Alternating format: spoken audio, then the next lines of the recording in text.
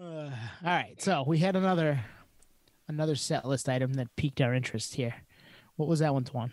Yeah, so this past weekend, there was actually like national news. Like I saw it on my personal Twitter, and it was all over Twitter and whatnot. But there was a massive kind of underground pop up hardcore punk show in L.A. that was right under the 110 freeway in Los Angeles. And all right, you hear that and you're thinking, okay, cool. But then you see photos. Do you guys see the photos? A couple of them, yeah. Yeah. There was like over 2,000 people. And it was something straight out of a movie. I mean, it looked insanity. It looked like insanity. So I'm not going to react to this in like the COVID lens. I mean, I know I wouldn't go to it, but that's kind of not why I thought this was a cool headline. For a few other reasons, which I'll get into, but Madball did this too, right? In New York. Mm-hmm. I want shows and I want to go back to that. The thought of going to like an underground outdoor concert like that sort of intrigues me just because I think I'm safe being vaccinated and I would stay away from people the best I could, but not the way these are being pulled off right now. They're just a little bit like, I can't put my finger on it, but it just doesn't feel right yet. You know what I mean? Am I the only one that feels that way?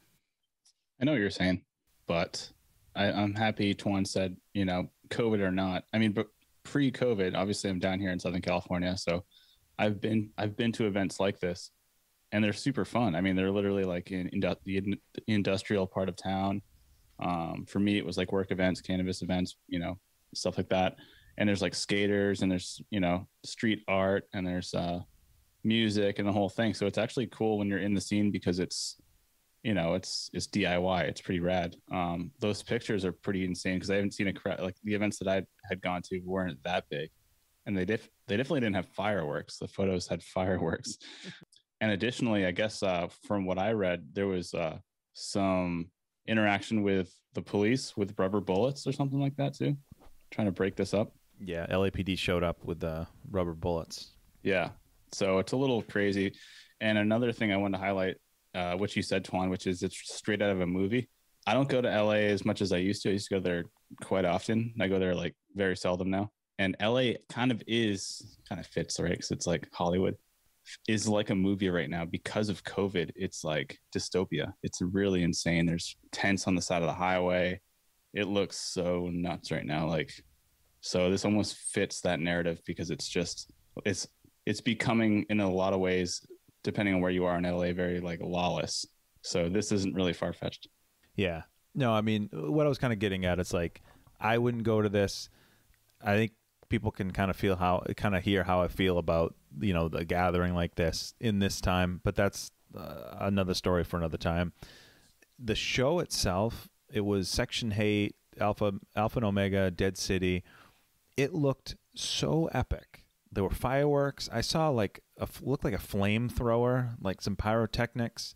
It looked like something, again, out of a movie, but also timeless.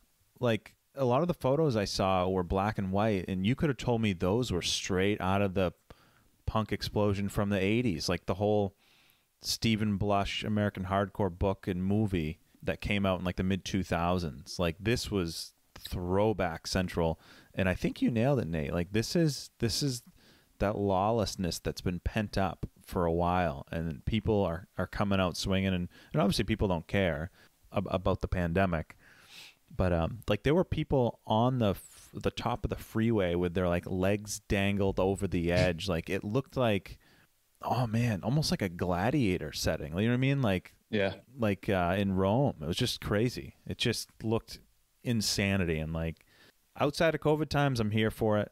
It just looked crazy. And I'm not surprised the cops broke it up. I mean, I don't even know how they got power down there. Must have generators. This is, if you had told me or asked me 6, 7, 8 months ago who was going to be the first scene to do this, this is the scene that I would have picked. Yeah. Right. And part of it is because it's in their ethos and it's, we're going to DIY type of thing. We're going to put this on. We're going to make this happen. No one else is doing it. We're going to be the ones to do it. anti-establishment type stuff.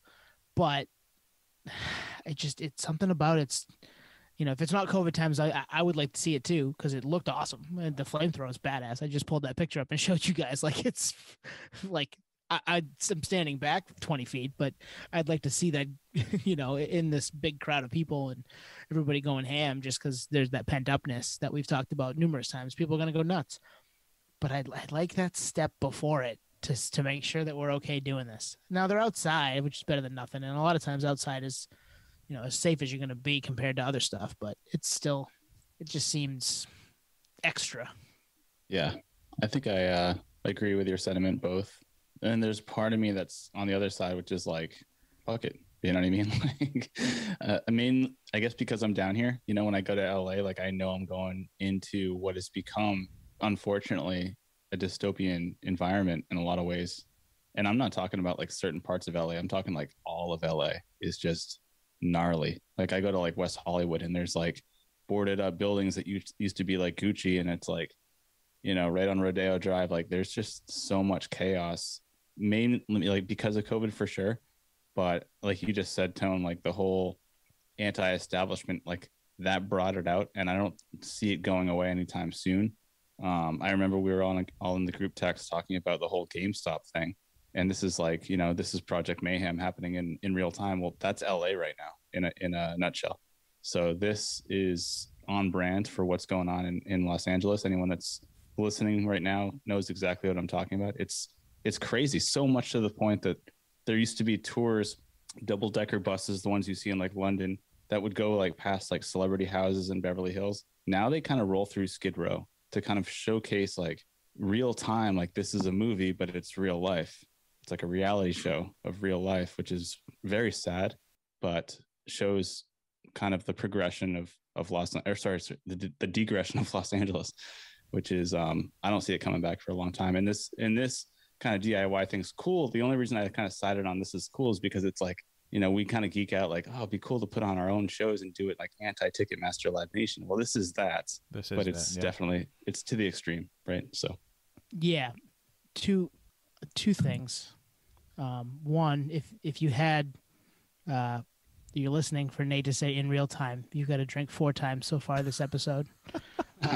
Yeah.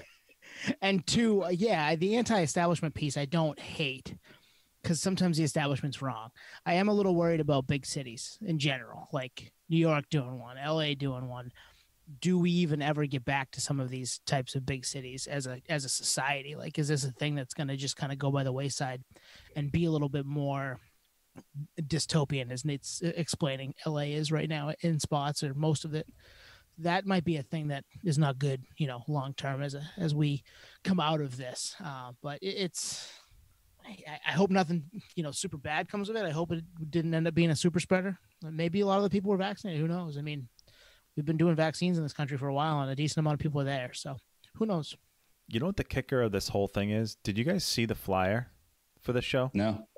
It said like secret location or hidden location. Like, imagine if this was like, and obviously people talk and people know, and I'm not from that area, so I'm sure like that might be a very well-known place to do something like that. But over 2,000 people for a secret venue show. It was I probably use that word a million times right now, but in total insanity.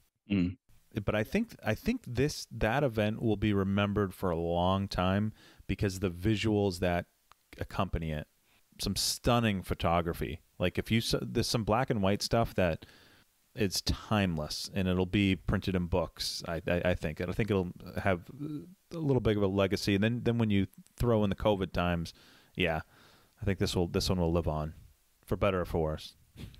That's a fun one. I think we hit that pretty good. We hit the Cobain stuff.